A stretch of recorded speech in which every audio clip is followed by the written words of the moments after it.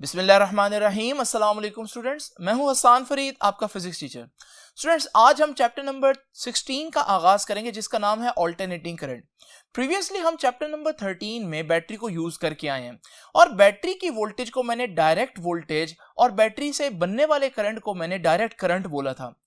तो आज जो ऑल्टरनेटिंग वोल्टेज और ऑल्टरनेटिंग करंट है, ये डायरेक्ट वोल्टेज और डायरेक्ट करंट से कैसे डिफरेंट है, ये हम जानेंगे आज के लेक्चर में।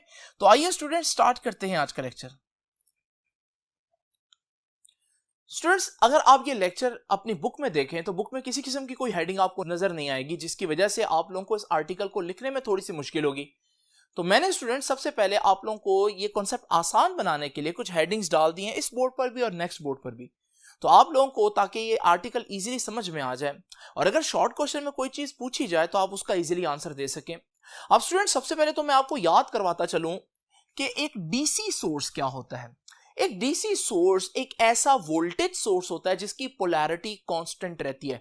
पोलैरिटी कांस्टेंट रहने का क्या मतलब है, जैसे मेरे पास ये बैटरी है, आप जानते हैं ये इसका पॉजिटिव टर्मिनल है और ये इसका नेगेटिव टर्मिनल है। आप इस बैटरी को 1 साल भी यूज करते रहें तब भी पॉजिटिव टर्मिनल हमेशा पॉजिटिव रहेगा और नेगेटिव टर्मिनल हमेशा नेगेटिव रहेगा, यानी इसकी जो पोलैरिटी है वो चेंज नहीं होगी, इनके टर्मिनल्स जो हैं वो चेंज नहीं होंगे। पॉजिटिव हमेशा पॉजिटिव और नेगेटिव हमेशा नेगेटिव रहेगा। तो स्टूडेंट्स, यहां से हम कह सकते हैं कि what is a DC source. याद रखिएगा, डीसी सोर्स उसको बोलेंगे, उस वोल्टेज सोर्स डिवाइस को, कि DC source has constant polarity. याद रखिएगा, डीसी सोर्स वो होगा जिसका पॉजिटिव टर्मिनल हमेशा पॉजिटिव और नेगेटिव टर्मिनल हमेशा नेगेटिव रहेगा। इसकी कैसी एग्जांपल मैं दे सकता हूं, अभी मैंने आपको बताया जो एक बैटरी है उसका पॉजिटिव टर्मिनल हमेशा पॉजिटिव और नेगेटिव हमेशा नेगेटिव रहता है, तो battery is a DC source. तो याद रखिएगा, बैटरी या सेल की एग्जांपल डीसी सोर्सेज में आती है।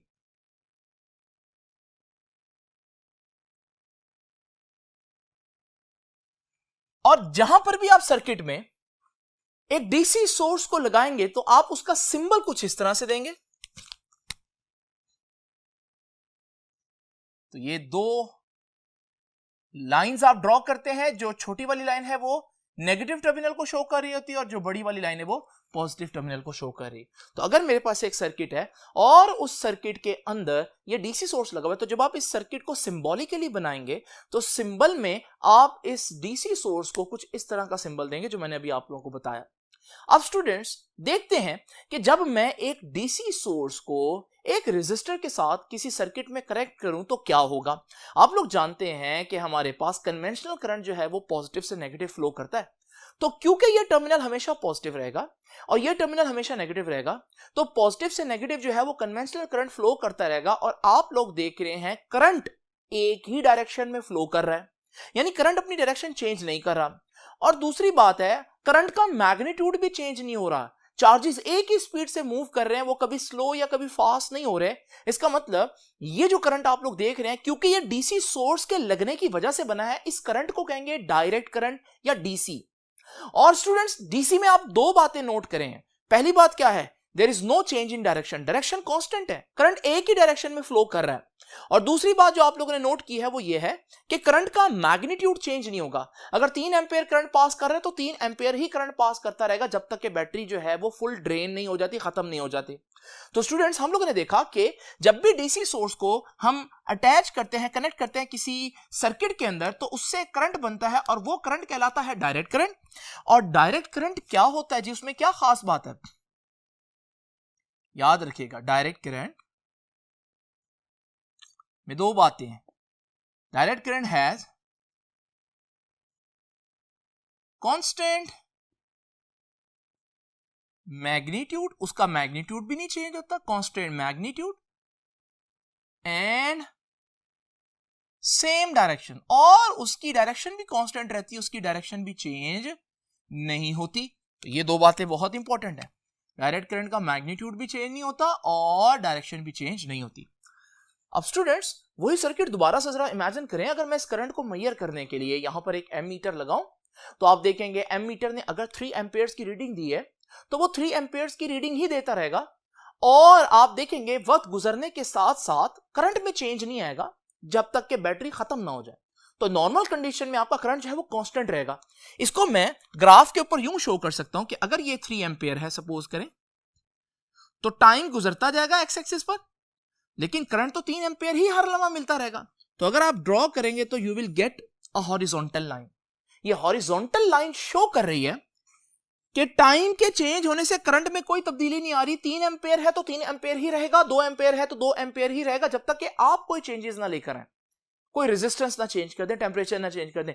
तो नॉर्मल कंडीशन में आप लोगों ने देखा कि डायरेक्ट करंट की एक और कैरेक्टरिस्टिक क्या है कि जब आप उसका ग्राफ ड्रॉ करते हैं तो you will get a horizontal line. अगर आपके पास हॉरिजॉन्टल लाइन हो तो इसका मतलब क्या है, ये कौन सा करंट है, डायरेक्ट करंट है। ना इसकी मैग्नीट्यूड चेंज हो रहा है और ना ही इसका डायरेक्शन चेंज हो रही है। ये तो था स्टूडेंट्स डायरेक्ट करंट। ये वो चीजें जो हम लोग पढ़ चुके हैं, सिर्फ मैंने आपको रिकॉल कराई है, एक दफा दोबारा से याद करवाई है, रिवाइज करवा दी है। अब स्टूडेंट्स आज का आर्टिकल क्या है, आज का आर्टिकल डीसी सोर्स नहीं है बल्कि एसी सोर्स है। एसी का मतलब होता है ऑल्टरनेटिंग, जैसे मैंने यहां लिखा है। ऑल्टरनेटिंग का मतलब होता है कोई चीज जब चेंज हो रही हो, वेरी कर रही हो, वेरिएबल हो, तो हम कहते हैं वो ऑल्टरनेटिंग है। तो ये ऑल्टरनेटिंग सोर्स है, इसका क्या मतलब होगा, आइए उसी डीसी सोर्स की एग्जांपल से जरा समझते हैं। स्टूडेंट जरा इमेजिन करें कि अगर मैं इस डीसी सोर्स को इस सर्किट में लगा दूं तो ये जो 2 पॉइंट्स ए और बी हैं, आप देख रहे हैं कि ए पर पॉजिटिव टर्मिनल है और बी पर नेगेटिव टर्मिनल है। स्टूडेंट्स अगर मैं थोड़ी देर के बाद इस बैटरी को स्विच कर दूं तो ए पर अब नेगेटिव टर्मिनल आ जाएगा और बी पर पॉजिटिव टर्मिनल आ जाएगा, और फिर स्विच करूं तो फिर आप देखेंगे कि ए पर दोबारा से पॉजिटिव टर्मिनल और बी पर नेगेटिव, और फिर स्विच करूंगा तो ए पर नेगेटिव और बी पर पॉजिटिव टर्मिनल पहुंच जाएगा। इसका मतलब अगर आप देखें, क्या पॉइंट ए पर पोलैरिटी कांस्टेंट रही है? नहीं, बल्कि आप देखें कि पॉइंट ए पर मुसलसल कभी पॉजिटिव टर्मिनल, कभी नेगेटिव, कभी पॉजिटिव, कभी नेगेटिव। बिल्कुल इसी तरह से पॉइंट बी पर देखें, कभी नेगेटिव, कभी पॉजिटिव, कभी नेगेटिव, कभी पॉजिटिव। यानी यहां डीसी सोर्स जो आम हालत में हम देखते हैं कि अपनी पोलैरिटी कांस्टेंट रखता है, यहां ऐसा नहीं हो रहा बल्कि पोलैरिटी मुसलसल चेंज हो रही है। इसे कहते हैं कि ये अब हमारा जो सोर्स है ना, ये डायरेक्ट तो नहीं है। लेकिन आप कहेंगे स्टूडेंट्स कि सर ये तो आप एक डीसी सोर्स को जानबूझकर इस तरह से कर रहे हैं, असल में तो ऐसा नहीं होता। तो स्टूडेंट्स आप सही गेस कर रहे हैं, यहां तो डीसी सोर्स ही है, लेकिन हमारे पास वाकई में ऐसे सोर्सेज हैं जिनका पॉजिटिव टर्मिनल थोड़ी देर बाद नेगेटिव और नेगेटिव थोड़ी देर बाद पॉजिटिव बन जाता है। ये तो सिर्फ मैं आपको एग्जांपल दे रहा था सेल को बार बार रिवर्स करके। तो स्टूडेंट्स अगर आप जानना चाहते हैं तो वो कोई नई चीज नहीं है। आप लोगों ने चैप्टर नंबर 15 के अंदर एसी जनरेटर पढ़ा। एसी जनरेटर जब घूमता है तो उसके जो 2 टर्मिनल्स होते हैं आउटपुट के, आप जानते हैं कि वो आउटपुट का टर्मिनल अगर एक पॉजिटिव टर्मिनल है और दूसरा नेगेटिव है, तो थोड़ी देर बाद आप देखेंगे पॉजिटिव वाला नेगेटिव और नेगेटिव वाला पॉजिटिव हो जाएगा, और फिर पॉजिटिव वाला नेगेटिव, नेगेटिव वाला पॉजिटिव, और थोड़ी देर बाद फिर ये ऑल्टरनेट होते रहेंगे। तो आप लोग देख रहे हैं कि ये घूमते हुए जनरेटर के जो आउटपुट टर्मिनल्स हैं, ये बिल्कुल वैसे ही चेंज हो रहे हैं जैसे मैंने अभी आपके सामने एक सेल को बार बार रिवर्स किया था करेक्शन में। तो स्टूडेंट्स यहां पर हम कहेंगे ये जनरेटर एक ऐसा सोर्स है जिसकी पोलैरिटी कांस्टेंट नहीं रहती, जिसका पॉजिटिव टर्मिनल हमेशा पॉजिटिव नहीं रहता बल्कि थोड़ी देर बाद नेगेटिव होता है, नेगेटिव टर्मिनल हमेशा नेगेटिव नहीं रहता बल्कि थोड़ी देर बाद पॉजिटिव हो जाता है। इसे हम कहते हैं ये ऑल्टरनेटिंग वोल्टेज सोर्स है। ऑल्टरनेट का क्या मतलब बताया था? चेंज करना, वेरी करना। तो देखें वो कर तो रहा है वेरी, क्या वेरी कर रहा है? अपनी पोलैरिटी रिवर्स कर रहा है। कभी पॉजिटिव हो जाता है टर्मिनल, फिर वही टर्मिनल नेगेटिव भी हो जाता है। जबकि डीसी सोर्स में जो सेल में आप लोगों ने नोट किया था कि पॉजिटिव हमेशा पॉजिटिव रहता है। तो स्टूडेंट्स ये जो हमारे पास जनरेटर है ये कहलाएगा ये एक एसी सोर्स है। तो स्टूडेंट्स एसी सोर्स फिर क्या हुआ? बाय डेफिनेशन आप लोगों ने देखा एसी सोर्स क्या करता है? एसी यानी ऑल्टरनेटिंग करंट का जो सोर्स है क्या करेगा? Reverse it's polarity after certain time. यानी एसी जो है वो अपनी पोलैरिटी को बार बार रिवर्स करेगा। कितनी देर बाद करेगा? मैंने सर्टेन टाइम लिखा है, कोई फिक्स नहीं है।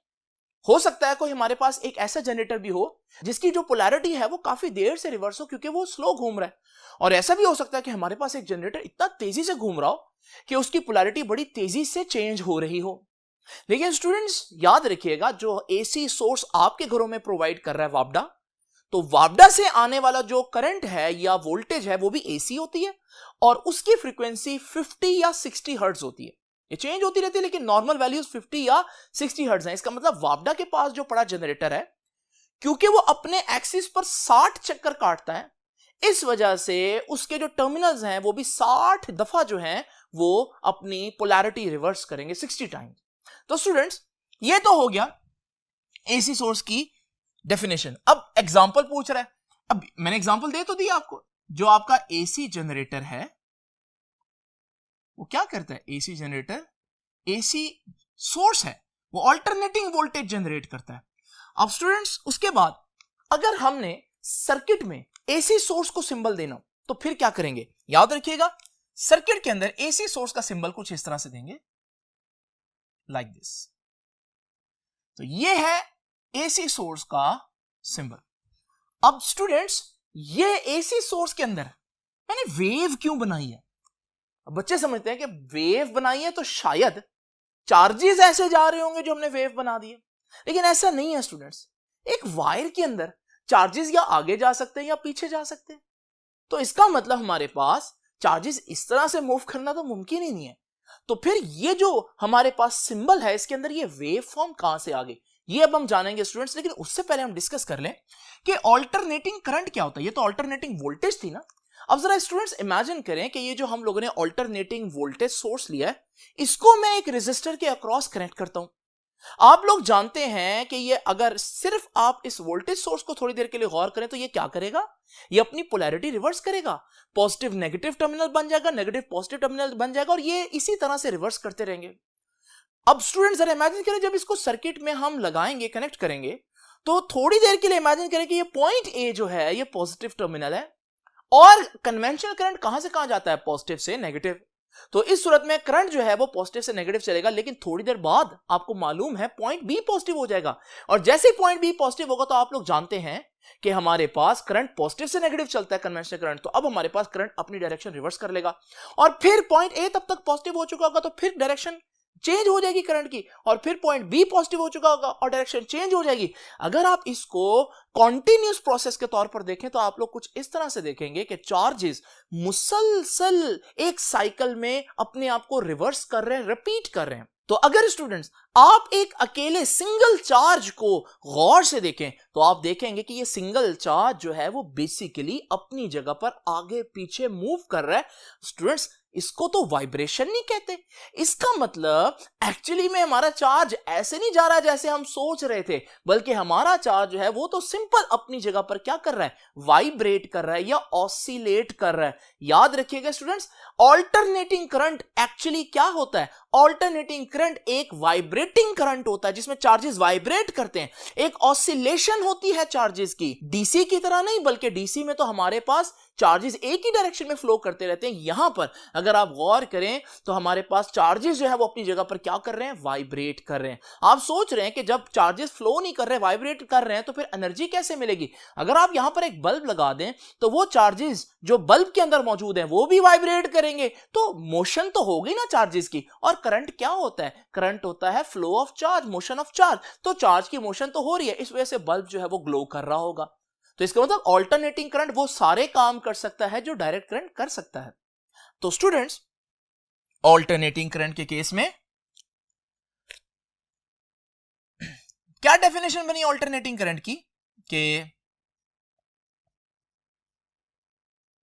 अल्टरनेटिंग करंट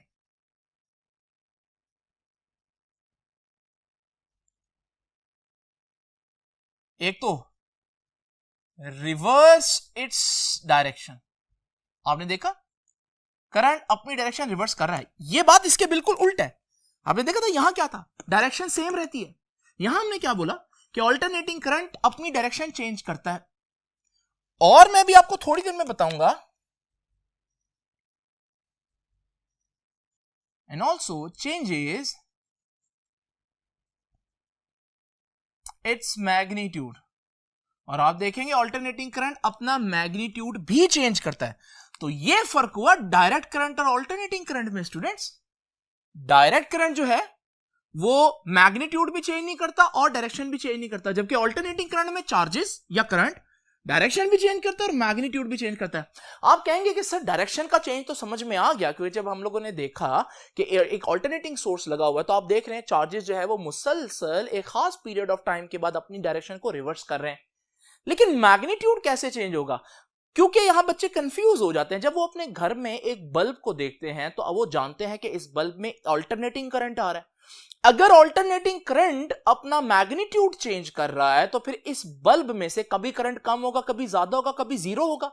इस सूरत में जब ऑल्टरनेटिंग करंट इसमें से पास करेगा तो फिर सिचुएशन तो कुछ ऐसी होनी चाहिए कि हमारे पास ये बल्ब जो है इसकी ब्राइटनेस कभी ज्यादा होगी जब बहुत करंट मिलेगा, जब कम होगी जब बहुत कम करंट मिलेगा, और कभी किसी लम्हे तो बल्ब को बिल्कुल जीरो ब्राइटनेस पर भी आना चाहिए जब करंट जीरो हो जाएगा।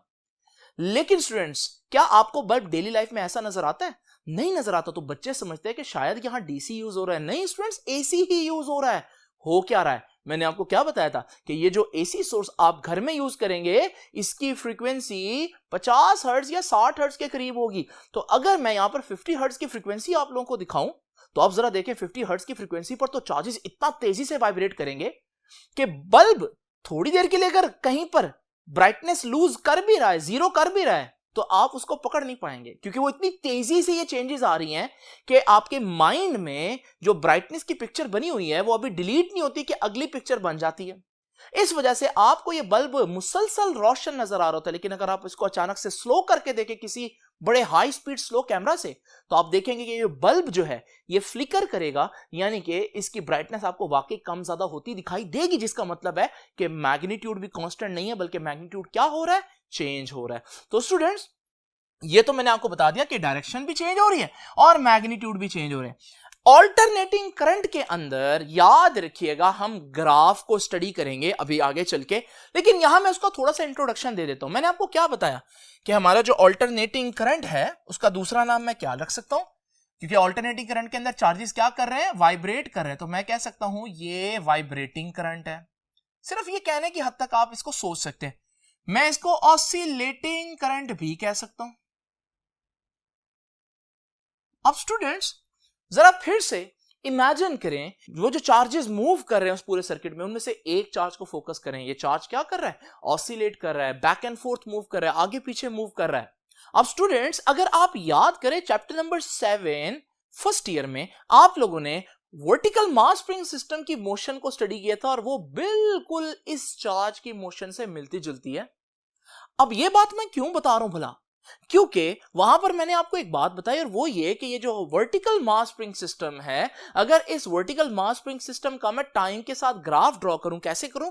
अगर मैं इसके साथ एक पेन अटैच कर दूं और वो पेन एक पेपर से कनेक्टेड हो, उसको टच कर रहा हो और वो पेपर मुसलसल मूव कर रहा हो, तो आप देखेंगे कि जब हम इस हॉरिजॉन्टल मास स्प्रिंग सिस्टम को छोड़ेंगे तो हमारे पास ये खुद तो वाइब्रेट करेगा, लेकिन इससे बनने वाला ग्राफ देखें, ये ग्राफ आपके पास बनेगा। अब स्टूडेंट्स, ये जो ग्राफ है इसको हम कहते हैं ये साइनोसॉइडल ग्राफ है। ये आगे चल के मैं मजीद एक्सप्लेन करूंगा क्यों साइनोसॉइडल है, क्योंकि ये साइन कर्व की तरह लगता है। साइन कर्व को आप लोग बड़ी अच्छी तरह से जानते हैं। अब स्टूडेंट्स, जरा इमेजिन करें ये जो हमारे पास वर्टिकल मास स्प्रिंग सिस्टम मैंने आपको दिखाया, ये तो बिल्कुल वैसे ही वाइब्रेट करे जैसे चार्ज वाइब्रेट करे। तो अगर मैं इस चार्ज पर यही कॉन्सेप्ट अप्लाई करूं तो मैं देखूंगा कि ये चार्ज का अगर टाइम के साथ ग्राफ लें तो आपको पता चलेगा कि हमारे पास यहां पर भी एक साइनोसॉइडल कर्व ही जनरेट होगी।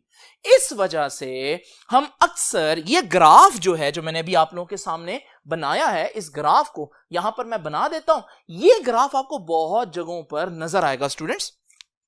तो ये है बेसिकली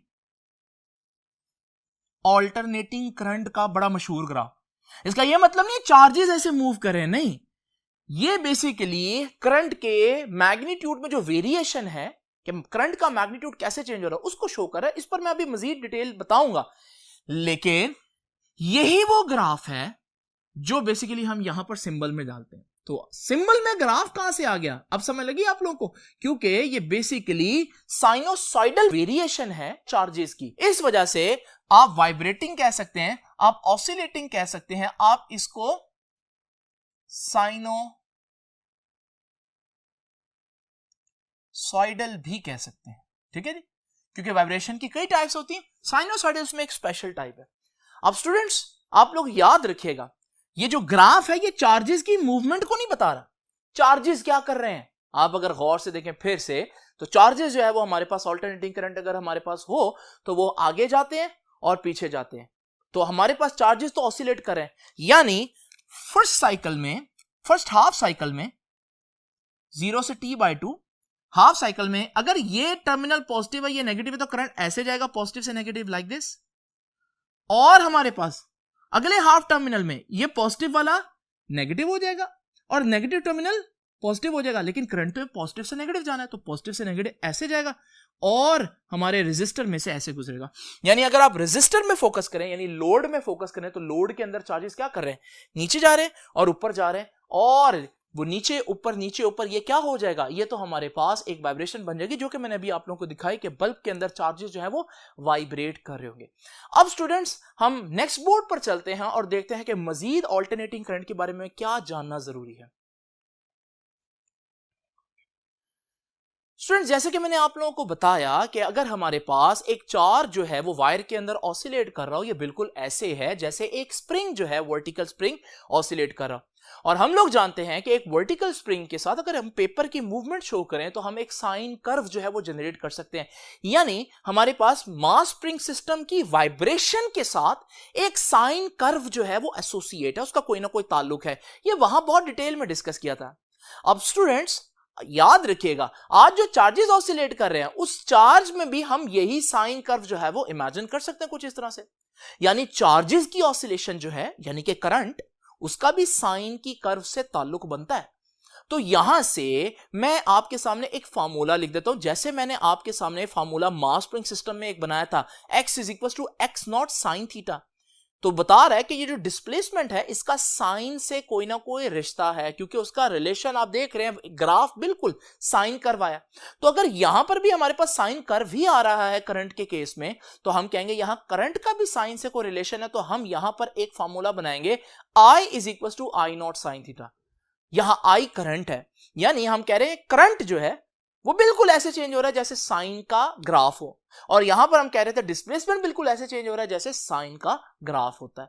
तो स्टूडेंट्स ये हम लोग फार्मूला लिख सकते हैं अल्टरनेटिंग करंट के केस में कि I = I0 sin थीटा। ये मैंने आपके सामने डिराइव नहीं किया क्योंकि यहां डिराइव नहीं करना, यहां सिर्फ मैंने आपको लॉजिक से बता दिया है कि करंट का ताल्लुक जो है चार्जेस की जो वाइब्रेशन है उसके अंदर साइन की कर्व छुपी हुई है। याद रखिएगा यहां I और I0 क्या है ये हम लोगों ने नेक्स्ट आर्टिकल में डिस्कस करना है। सिर्फ यहां बता दूं कि I जो है वो किसी भी लम्हे करंट है, इंस्टेंटेनियस करंट, क्योंकि करंट हर लम्हा चेंज हो रहा है ना, तो इंस्टेंटेनियस वैल्यू ऑफ करंट, किसी भी लम्हे करंट। अब आप लोग जानते हैं जो बिहेवियर करंट का है वही वोल्टेज का है, तो बिल्कुल इसी तरह की एक इक्वेशन मैं वोल्टेज के लिए भी ड्रॉ कर सकता हूं, और उसमें मैं करंट की बजाय वोल्टेज लूंगा तो ये बन जाएगा V = V0 sin थीटा। यानी वोल्टेज का भी साइन से वही रिश्ता है जो करंट का साइन के ग्राफ से है। अब स्टूडेंट्स आप लोग जानते हैं फर्स्ट ईयर में हम लोगों ने एक और बात पढ़ी और वो थी कि थीटा बराबर होता है ओमेगा टी। ये चीजें पुरानी है तो सिर्फ मैं यहां पर रेफरेंस के तौर पर लिख रहा हूं। तो क्योंकि थीटा जो है वो ओमेगा टी के बराबर होता है, ये थीटा की जगह अगर मैं वैल्यू पुट कर दूं तो ये बन जाएगा I0 sin और थीटा की जगह ओमेगा टी। तो ये एक नया फार्मूला बन गया है। एक्चुअली में ये दो फार्मूले नहीं है, ये उसी फार्मूले की एक्सटेंशन है। अगर मैं ये काम यहां कर सकता हूं तो फिर मैं ये काम यहां भी कर सकता हूं, तो ये बन जाएगा V = V0 sin थीटा की जगह ओमेगा टी। और स्टूडेंट्स हम ये भी जानते हैं कि ओमेगा जो है वो 2πf के बराबर है, ये भी चैप्टर नंबर 7 में ही हम लोगों ने डिस्कस किया था। तो अगर ओमेगा 2πf है तो इधर ओमेगा की जगह मैं 2πf पुट कर देता हूं, तो फिर हमारे पास इसी फॉर्मूला का एक और शेप आएगी, और वो क्या है I0 sin ओमेगा की जगह 2πf और साथ ये t, और इसी तरह से V = V0 sin ओमेगा की जगह 2πf और साथ t। तो स्टूडेंट्स ये f जो फ्रीक्वेंसी है ये किस चीज की फ्रीक्वेंसी है? आपका जो वोल्टेज सोर्स है आप लोग जानते हैं वो अपनी पोलैरिटी रिवर्स कर रहा है, एक सेकंड में वोल्टेज सोर्स कितनी दफा अपनी पोलैरिटी रिवर्स करेगा, इसको हम बोलेंगे ये उसकी फ्रीक्वेंसी है। मिसाल के तौर पर अगर एक वोल्टेज सोर्स एक सेकंड में 2 दफा अपनी पोलैरिटी रिवर्स करता है तो हम कहेंगे इसकी फ्रीक्वेंसी 2 हर्ट्ज है, और अगर वो 10 दफा करता है तो हम कहेंगे उसकी फ्रीक्वेंसी 10 हर्ट्ज है। इसी तरह से हम ये भी कह सकते हैं कि वो जो आपके पास करंट ऑसिलेट कर रहा है उसके अंदर चार्जेस के ऑसिलेट करने की जो फ्रीक्वेंसी है वो भी एफ है, क्योंकि जितनी दफा जो वोल्टेज सोर्स है वो अपनी पोलैरिटी चेंज करेगा उतनी दफा हमारे चार्जेस जो है वो भी अपनी डायरेक्शन चेंज करेंगे। अब स्टूडेंट्स ये तो हो गया फ्रीक्वेंसी। अब आप लोग ये भी जानते हैं एक और बात कि फ्रीक्वेंसी क्या होती है, टाइम पीरियड का इनवर्स। तो f की जगह 1/t अगर मैं लिख दूं तो एक और इक्वेशन यहां से आ जाएगी और वो है I = I0 sin 2 as it is t as it is, और ये f क्या है, ये 1/t जैसे कि मैंने बताया। तो ये चौथी इक्वेशन आ गई। बिल्कुल यही काम अगर मैं यहां पर करूं तो हम इसको भी डिराइव कर सकते हैं। तो v = V0 sin 2πt/T। तो ये स्टूडेंट्स 4 इक्वेशंस हैं जो आप लोगों को मालूम होनी चाहिए। इनमें से 2 इक्वेशंस को अभी मैं आपके सामने यूज करूंगा, एक तो बिल्कुल पहली इक्वेशन और इसमें जो लास्ट इक्वेशन है उसको यूज करूंगा। अब मैंने करना क्या है, मैंने 2 ग्राफ आप लोगों के सामने ड्रॉ करने हैं। कौन सा ग्राफ बेसिकली ड्रॉ करना है, आप लोग जानते हैं कि मैंने अभी आप लोगों को बताया कि हमारे पास जब चार्ज ऑसिलेट कर रहा हो तो उस चार्ज के ऑसिलेशन से हम एक साइन कर्व इमेजिन कर सकते हैं, लेकिन अभी तक हम इमेजिन कर रहे थे। अब मुझे इसको प्रॉपरली प्लॉट करना पड़ेगा, आपके सामने प्रूव करना पड़ेगा कि वाकई में ये साइन कर्व एग्जिस्ट करती है, मैथमेटिकली हम इसको प्रूव कर सकते हैं। तो स्टूडेंट्स उसके लिए मैं क्या कर रहा हूं, मैं आपके सामने 2 ग्राफ ड्रॉ कर रहा हूं। एक में करंट है और साथ एक्स एक्सिस पर फेज है, एंगल है, ये आगे चल के हम डिस्कस करेंगे। एक में करंट है और दूसरे में टाइम है। तो मैं variation of current with phase या variation of current with time, वक्त के साथ साथ टाइम के लिहाज से कैसे करंट चेंज होगा, या एंगल के साथ साथ कैसे करंट चेंज होगा फेज के साथ साथ। तो यहां पर मैंने लिख दिया variation of current with phase, variation of current with time. लेकिन मैंने करंट के साथ वोल्टेज भी लिख दिया, क्योंकि आप लोग जानते हैं जो इक्वेशन इसकी है वैसे ही इक्वेशन इसकी है, तो अगर एक रिजल्ट इसके लिए सही आता है तो वो उसके लिए भी सही होगा। लेकिन मैं सिर्फ यहां पर करंट के लिए कर रहा हूं। आपकी बुक में अगर आप देखेंगे तो उन्होंने वोल्टेज के लिए किया हुआ है, एक ही बात है, लेकिन करंट से समझाना जरा आसान है। अब स्टूडेंट जरा तवज्जो कीजिए, हमारे पास सबसे पहले तो फेज के साथ हम देखते हैं। इसके लिए मैं इक्वेशन कौन सी यूज करूंगा, अभी मैंने आपको बताया I = I0 sin थीटा, पहली इक्वेशन। अब स्टूडेंट्स यहां मैं कुछ एंगल ले लेता हूं आपके सामने, जैसे एक्स एक्सिस पर एंगल लेने ना 0 डिग्री और 90 डिग्री और 180 डिग्री, 270 डिग्री एंड 360 डिग्री। ये कुछ एंगल्स मैंने आप लोगों के सामने जो है वो बनाए हैं। अब स्टूडेंट्स याद रखिएगा, जब एंगल 0 होगा, ये वाला एंगल थीटा 0, तो यहां पर जब मैं थीटा 0 पुट करूंगा एट थीटा 0, तो आप देखेंगे करंट की वैल्यू क्या आएगी, I = I0 sine theta. Theta कितना है 0, तो साइन जब मैं 0 पुट करूंगा तो याद रखिएगा साइन 0 तो 0 होता है, तो करंट 0 ना आ गया हमारे पास। तो ये हमारे पास पहली चीज बनी कि जब थीटा 0 होगा तो करंट 0 होगा। तो थीटा 0 पर करंट 0 होगा, तो स्टूडेंट्स यहां पर मेरे पास ये पॉइंट आया, क्योंकि करंट तो 0 है बिल्कुल स्टार्ट में, ठीक है। उसके बाद अगर मैं थीटा 90 पुट करूं, तो थीटा 90 पर आप लोग जानते हैं ये फार्मूले में पुट करूंगा I = I0 साइन 90, और जब थीटा 90 पुट करूंगा साइन 90 के बारे में याद रखिएगा साइन 90 1 होता है, पहले भी बताया हुआ काफी दफा। जब ये साइन 90 1 हो जाएगा तो ये तो खत्म हो जाएगा, तो I तो I0 के बराबर रह जाएगा। तो I = I0, I0 मतलब मैक्सिमम करंट। मैं यहां पर शो कर देता हूं, ये I0 है, ये माइनस I0 है।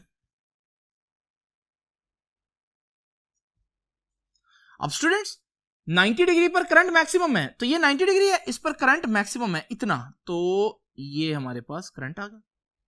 इसी तरह से मैं कहता हूं एट थीटा = 180 डिग्री, जब थीटा 180 डिग्री होगा तो मैं इधर पुट करूंगा तो ये बन जाएगा I is equal to I naught sine 180. Sine 180 भी जीरो होता है तो सारी चीज जीरो हो जाएगी और हमारे पास करंट जीरो आ जाएगा. यानी 180 डिग्री पर करंट फिर से जीरो. अब स्टूडेंट्स 270 पर देखते हैं. ये काम बहुत आसान है. आपको सिर्फ साइन और कॉस की वैल्यूज याद होनी चाहिए जो कि आप लोगों को कई दफा बताई है मैंने. 270 जब पुट करूंगा स्टूडेंट्स यहां पर तो साइन 270 की वैल्यू होती है -1. तो जब ये -1 आई नॉट से मल्टीप्लाई होगा तो ये तो माइनस आई नॉट हो जाएगा. यानी 270 पर करंट माइनस आई नॉट होगा. 270 पर माइनस आई नॉट तो ये है तो माइनस आई नॉट होगा 270 पर. और स्टूडेंट्स इसी तरह से at theta is equal to 360 degree तो जब इधर 360 डिग्री पुट करूंगा साइन 360 कितना होता है 0 और मल्टीप्लाई होकर आंसर फिर से 0 आ जाएगा. यानी कि 360 डिग्री पर करंट 0 हो जाएगा. और हमारे पास 360 ये है तो करंट 0 हो जाएगा ना. तो ये हमारे पास वैल्यू होगी करंट की. अगर आप इस सारे ग्राफ को गौर से देखें जो मैंने सारे पॉइंट्स आपके सामने प्लॉट किए हैं, अगर मैं इन पॉइंट्स को कनेक्ट कर दूं तो आप देखेंगे कि हमारे पास एक साइन कर्व आ गई स्टूडेंट्स. और ये वही साइन कर्व है जो पहले मैंने आपके सामने एक्सपेरिमेंटली बनाई थी. अब मैंने इसको आपके सामने बकायदा तौर पर कैलकुलेशंस करके प्लॉट किया है. तो स्टूडेंट्स ये हमारे पास वो साइन कर्व आ गया. अब स्टूडेंट्स यहां से क्या सीखा हम लोगों ने कि करंट और फेज का ग्राफ या वोल्टेज और फेज का graph is a sine curve. क्योंकि करंट की बात करें या वोल्टेज की बात करें एक ही इक्वेशन है. यही सारा काम मैं उसके लिए करूंगा तो उसमें भी साइन थीटा ही आ रहा है. तो याद रखिएगा voltage phase current phase graph is a sine curve. इसलिए मैंने करंट को एक और नाम दिया था और वो था साइनोसॉइडल करंट. अब स्टूडेंट्स आखिरी चीज की तरफ आते हैं और वो है वेरिएशन ऑफ करंट या वोल्टेज विद टाइम. स्टूडेंट्स याद रखिएगा एक होता है स्मॉल टी. स्मॉल टी का मतलब है कोई भी टाइम. एक होता है कैपिटल टी. कैपिटल टी के बारे में याद रखिएगा ये है टाइम पीरियड. टाइम पीरियड का मतलब है एक पूरे चक्कर में जितना टाइम लगेगा. पूरे चक्कर का क्या मतलब है जरा इमेजिन करें. वही हमारा जो सेटअप मैंने आप लोगों के सामने दिखाया कि ऑल्टरनेटिंग सोर्स लगा हुआ और उससे हमारे पास एक ऑल्टरनेटिंग करंट जनरेट हो रहा है. अगर आप इसमें एक चार्ज को फोकस करें तो जरा देखिए चार्ज अपनी मीन पोजीशन से स्टार्ट हुआ एक्सट्रीम तक गया वापस मीन पर आया और फिर एक्सट्रीम पर गया और वापस मीन पर आया. इसे कहते हैं ये एक चक्कर हो गया.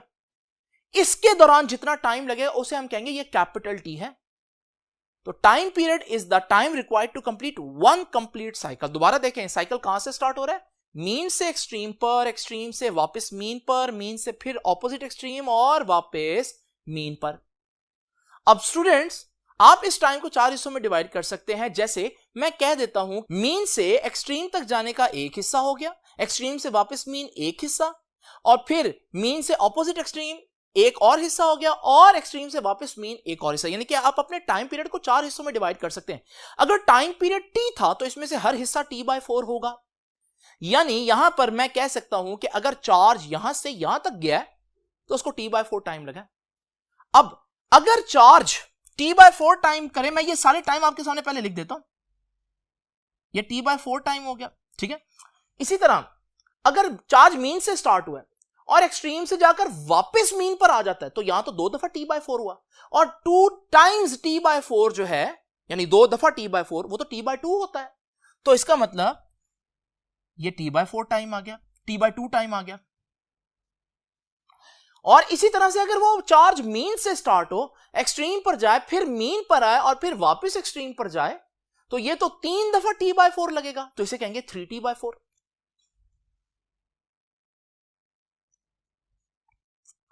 और फिर स्टूडेंट्स इसी तरह से अगर आप देखेंगे कि हमारे पास चार्ज मीन से स्टार्ट हुआ, एक्सट्रीम पर गया, फिर वापस मीन पर, फिर ऑपोजिट एक्सट्रीम पर और फिर वापस मीन पर, ये तो 4 दफा t/4 टाइम लगा. और 4 दफा t/4 तो t बन जाएगा.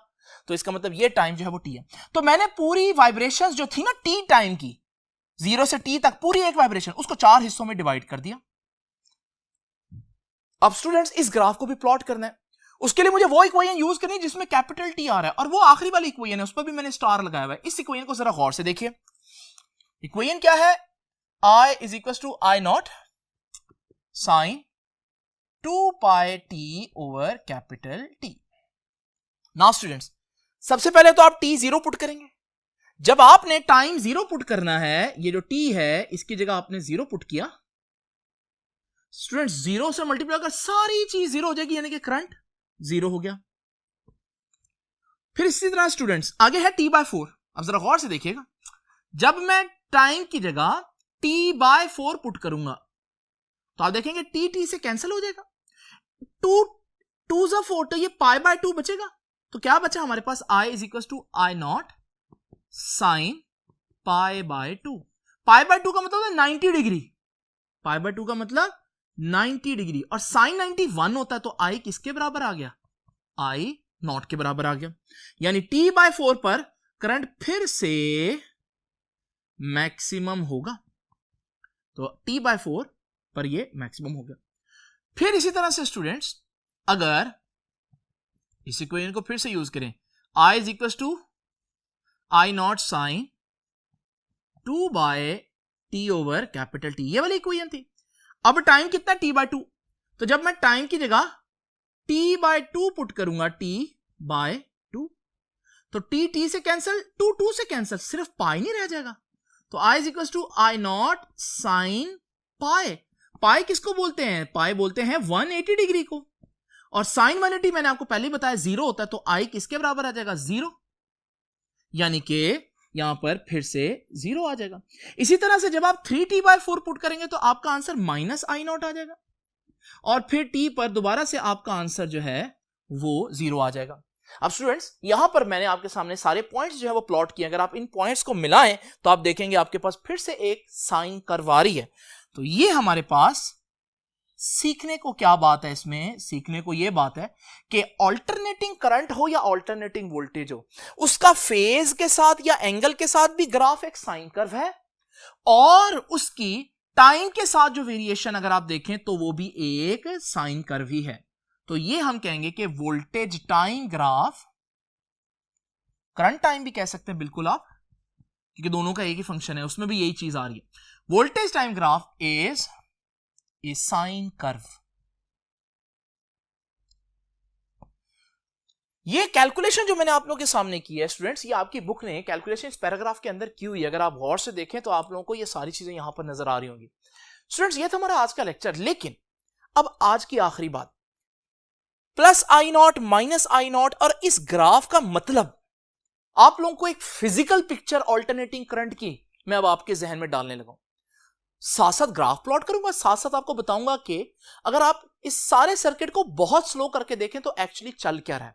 स्टूडेंट्स देखिए, डीसी सोर्स को और उसके करंट को इमेजिन करना बड़ा आसान है, क्योंकि अगर हमारे पास एक डीसी सोर्स और इसके साथ एक लोड लगा हो और हम एक एमीटर भी लगा दे, तो आप लोग जानते हैं कि एमीटर पर हमारे पास मुसलसल अगर सपोज करिए 3 एम्पेयर करंट दे रहा है तो 3 एम्पेयर की रीडिंग आती रहेगी। इसमें मजीद कोई नोट करने वाली बात है नहीं। लेकिन ऑल्टरनेटिंग करंट का मैग्नीट्यूड भी चेंज होता है और डायरेक्शन भी चेंज होती है, इसलिए ऑल्टरनेटिंग करंट का ये जो ग्राफ है इसको स्टडी करना बहुत क्रूशल है। स्टूडेंट्स अब मैं आपके एक इमेजिनेशन जनरेट करूंगा आपके माइंड के अंदर कि आपने ऑल्टरनेटिंग करंट को एटॉमिक लेवल पर कैसे इमेजिन करना है, एटम्स कर क्या रहे हैं बेसिकली। तो स्टूडेंट्स जरा देखिए, सबसे पहले तो आप लोग देख लें कि आपका जो करंट का ग्राफ है और वोल्टेज का ग्राफ है वो एक जैसा होता है। इस पॉइंट पर आप लोग देख रहे हैं कि करंट भी 0 है तो वोल्टेज भी 0 होगा, ये बिल्कुल स्टार्टिंग में है। तो आप लोग देख रहे हैं कि मैंने एक ऑल्टरनेटिंग सोर्स जो है वो एक लोड के साथ लगाया है और हमारे पास एक एमीटर भी है। अब स्टूडेंट जरा देखिए, हमारे पास बिल्कुल स्टार्ट में 0 वोल्ट्स हैं, यानी कि कोई चार्ज नहीं है एसी सोर्स पर, जिसकी वजह से कोई करंट पास नहीं किया। तो आप लोग देख रहे हैं बल्ब की ब्राइटनेस भी 0 है और एमीटर पर रीडिंग भी 0 है। अब स्टूडेंट्स आप लोग जानते हैं कि उस ग्राफ के अंदर हमें पता चल रहा है कि करंट अब 0 से अपनी मैक्सिमम वैल्यू तक जाएगा। सपोज कर लेते हैं मैक्सिमम वैल्यू 3 एम्पेयर है, इसे मैं +I0 कह देता हूं। I0 का मतलब है peak value of current, maximum value of current. तो स्टूडेंट्स अब ये चीज हमें ग्राफ के अंदर जो दिखाई दे रही है ये सर्किट के अंदर कैसे होगी? तो आप लोग देखेंगे कि हमारे पास जो एसी सोर्स है उस पर हल्का सा पॉजिटिव चार्ज आ जाएगा ए टर्मिनल पर, और बी टर्मिनल पर नेगेटिव चार्ज आ जाएगा। और करंट जो है आप लोग देखेंगे कि 1 एम्पियर का करंट जो है वो पॉजिटिव से नेगेटिव जो है वो फ्लो करेगा। अब स्टूडेंट्स करंट की डायरेक्शन देखिए, करंट की डायरेक्शन जो है वो लोड में लेफ्ट को है, और आप देख रहे हैं बल्ब जो है वो हल्का सा ब्राइट है। अब स्टूडेंट्स थोड़ी देर बाद मजीद जो वोल्टेज सोर्स है उस पर हल्का सा पॉजिटिव चार्ज बढ़ जाएगा ए टर्मिनल पर, और बी पर नेगेटिव चार्ज बढ़ जाएगा। पोटेंशियल डिफरेंस बढ़ने की वजह से ज्यादा करंट अप के फ्लो करेगा, तो देखेंगे ब्राइटनेस भी ज्यादा हो जाएगी बल्ब में, और करंट जो है वो एम मीटर में ज्यादा शो हो रहा है, 2 एम्पियर शो हो रहा है। और बिल्कुल इसी तरह से स्टूडेंट्स हमारे पास मजीद वोल्टेज सोर्स पर जब चार्ज बढ़ेगा तो करंट भी बढ़ जाएगा एम मीटर में, और बल्ब की ब्राइटनेस भी बढ़ गई। लेकिन इस सारे दौरानिया में करंट की डायरेक्शन नहीं चेंज हुई, अभी करंट लेफ्ट पर ही था और लेफ्ट पर ही रहा। दोबारा देख लीजिए कि 0 से करंट स्टार्ट हुआ, बल्ब की ब्राइटनेस आहिस्ते आहिस्ते बढ़ रही है, लेकिन चार्जेस जो है वो बल्ब में लेफ्ट को ही जा रहे हैं। अब स्टूडेंट्स इमेजिन करें, ग्राफ का ये वाला पोर्शन क्या कह रहा है, ग्राफ का ये वाला पोर्शन कह रहा है कि अब करंट कम होगा 3 एम्पियर से और करते करते 0 पर आएगा। तो अब हम क्या देखेंगे, अब हम ये देखेंगे कि हमारे पास जो करंट लास्ट टाइम 3 एम्पियर पास किया था, अब हम देखेंगे कि वोल्टेज सोर्स जो है उसमें ए टर्मिनल पर पॉजिटिव चार्ज थोड़ा सा कम हो जाएगा और बी पर नेगेटिव चार्ज कम हो जाएगा, और हम देखेंगे करंट जो है वो जाएगा तो पॉजिटिव से नेगेटिव उसी डायरेक्शन में, देखिए लोड में से ही पास किया लेफ्ट में ही, लेकिन अब थोड़ा सा करंट कम हो गया, 2 एम्पियर हो गया, जिसकी वजह से आप देखेंगे बल्ब की ब्राइटनेस थोड़ी सी कम हो गई। और फिर इसी तरह से आप देखेंगे कि वोल्टेज सोर्स पर थोड़ी देर के बाद मजीद चार्ज कम हो जाएगा, ए टर्मिनल पर पॉजिटिव चार्ज कम हो जाएगा और बी पर नेगेटिव चार्ज कम हो जाएगा, और मजीद कम करंट पास करेगा 1 एम्पियर, और हमारे पास जो लोड है आप देखेंगे वो और जो है वो ब्राइटनेस कम कर देगा। और फिर एक वक्त आएगा कि हमारे पास जो एसी सोर्स है उस पर चार्ज ही कम होते होते 0 हो जाएगा, और इस सूरत में आपके एम मीटर में से कोई रीडिंग नहीं आएगी, यानी कि चार्ज फ्लो नहीं करेगा, डेफिनेटली बल्ब भी ग्लो नहीं करेगा। अच्छा, आपने इस पूरे साइकिल को अगर आप गौर से देखें तो ये पूरे साइकिल में क्या हुआ कि हमारे पास बिल्कुल स्टार्ट में करंट 0 था, और फिर लेफ्ट को 1 एम्पियर गया, फिर 2 एम्पियर गया, फिर 3 एम्पियर गया, फिर लेफ्ट को 2 एम्पियर गया, फिर 1 एम्पियर गया, फिर 0 एम्पियर गया। ये पूरा हाफ साइकिल ग्राफ का ये वाला मैंने आपको फिजिकली शो कर दिया। लेकिन आपने नोट की बात, वो बात ये है कि करंट ने अभी तक अपनी डायरेक्शन चेंज नहीं की। करंट भले कम हो रहा है, भले ज्यादा हो रहा है, लेकिन बल्ब में करंट की डायरेक्शन लेफ्ट को ही है। तो स्टूडेंट्स, बच्चे यहां से असल में कंफ्यूज हो जाते हैं कि ग्राफ नीचे को जा रहा है। जब ग्राफ नीचे को जा रहा है तो बच्चे समझते हैं शायद करंट ने अपनी डायरेक्शन चेंज कर ली। नहीं, ये मैग्नीट्यूड कम हो रहा है, करंट अपनी डायरेक्शन अभी चेंज नहीं करा। अब स्टूडेंट्स ग्राफ के इस हिस्से को देखें, इसमें अब ग्राफ नेगेटिव पोर्शन में एंटर हो रहा है। नेगेटिव का मतलब है करंट डायरेक्शन चेंज करेगा। तो यहां पर आप देखें नेगेटिव में वैल्यू नीचे को जा रही है, इसका मतलब क्या है, नेगेटिव का मतलब है करंट ऑपोजिट डायरेक्शन में, लेकिन वैल्यू तो इंक्रीज हो रही है ना, तो नेगेटिव डायरेक्शन में बढ़ेगा। इसका मतलब हमारे पास अब जो वोल्टेज सोर्स है वो अपनी पोलैरिटी चेंज कर लेगा, अब बी टर्मिनल पॉजिटिव हो जाएगा और ए टर्मिनल नेगेटिव हो जाएगा, और करंट जो है वो 1 एम्पियर लोड में से पास करेगा, लेकिन राइट को। तो लोड हल्का सा ब्राइट हुआ, एम्पियर मीटर पे आप 1 एम्पियर देख रहे हैं। फिर इसी तरह से एसी सोर्स जो है वो ऑपोजिट पोलैरिटी बढ़ाएगा, यानी बी टर्मिनल ज्यादा पॉजिटिव हो जाएगा, ए टर्मिनल ज्यादा नेगेटिव हो जाएगा, ज्यादा करंट पास करेगा लोड में से, लेकिन राइट को, और हमारे पास बल्ब ज्यादा ग्लो करेगा, और आप देख सकते हैं एम मीटर बता रहा है कि 2 एम्पियर हुआ। और फिर इसी तरह से आप देखेंगे कि हमारे जो वोल्टेज सोर्स है उस पर चार्ज मजीद बिल्टअप हो जाएगा, और अब 3 एम्पियर पास करेगा राइट को। ये अब करंट अपनी ऑपोजिट डायरेक्शन में मूव कर रहा है। और फिर इसी तरह से स्टूडेंट्स ग्राफ का ये वाला पोर्शन क्या बता रहा है कि अब करंट ऑपोजिट डायरेक्शन में ही मूव करेगा, लेकिन कम होना शुरू हो जाएगा, नेगेटिव में कम होना शुरू हो जाएगा। तो स्टूडेंट्स अब हमारे पास 3 एम्पियर पास कर रहा था राइट को, तो अब 3 एम्पियर पास करने के बाद 2 एम्पियर पास करेगा राइट को, फिर 1 एम्पियर पास करेगा राइट को, और फिर 0 एम्पियर पास करेगा राइट को, और ये पूरा साइकिल कंप्लीट होगा। आइए इस साइकिल को एक दफा फिर से देखते हैं। तो हुआ क्या कि हमारे पास ऑल्टरनेटिंग करंट क्या कर रहा है, ऑल्टरनेटिंग करंट स्टार्ट में 0 है, फिर लेफ्ट को 1 एम्पियर गया, फिर 2 एम्पियर गया, फिर 3 एम्पियर गया, फिर दोबारा कम हुआ 2 एम्पियर, 1 एम्पियर, 0 एम्पियर, लेकिन डायरेक्शन इस दौरान एक ही रही। लेकिन उसके बाद अचानक से पोलैरिटी रिवर्स होगी, और अब करंट जो है वो राइट को जाना शुरू कर देगा। 1 एम्पियर, 2 एम्पियर, 3 एम्पियर बढ़ता जाएगा, और फिर उसके बाद दोबारा 2 एम्पियर, 1 एम्पियर और 0 एम्पियर। यानी कि अगर आप इसको टोटल कॉन्टिन्यूसली देखें तो ये हमारे पास सिस्टम चल रहा है। इसमें तो मैंने आपको बहुत स्लो करके दिखाया, इस वजह से आपको जो बल्ब है वो मुसलसल नजर आ रहा है कि वो ग्लो कर रहा है, कभी ज्यादा कभी कम। लेकिन जब आप रियल लाइफ में 60 हर्ट्ज का सोर्स उसके साथ लगाएंगे जो कि आपकी डेली लाइफ में यूज हो रहा है, तो फिर आप देखेंगे कि हमारे पास ये इतना तेजी से प्रोसेस होगा कि आपको कभी पता नहीं चलेगा कि बल्ब बीच में ग्लो कम कर भी रहा है या नहीं कर रहा। स्टूडेंट्स, ये था हमारा आज का लेक्चर। आई होप कि आपको एसी और डीसी में फर्क समझ में आया होगा। अब आपसे इंशाल्लाह मुलाकात होगी नेक्स्ट लेक्चर में। तब तक के लिए अल्लाह हाफिज।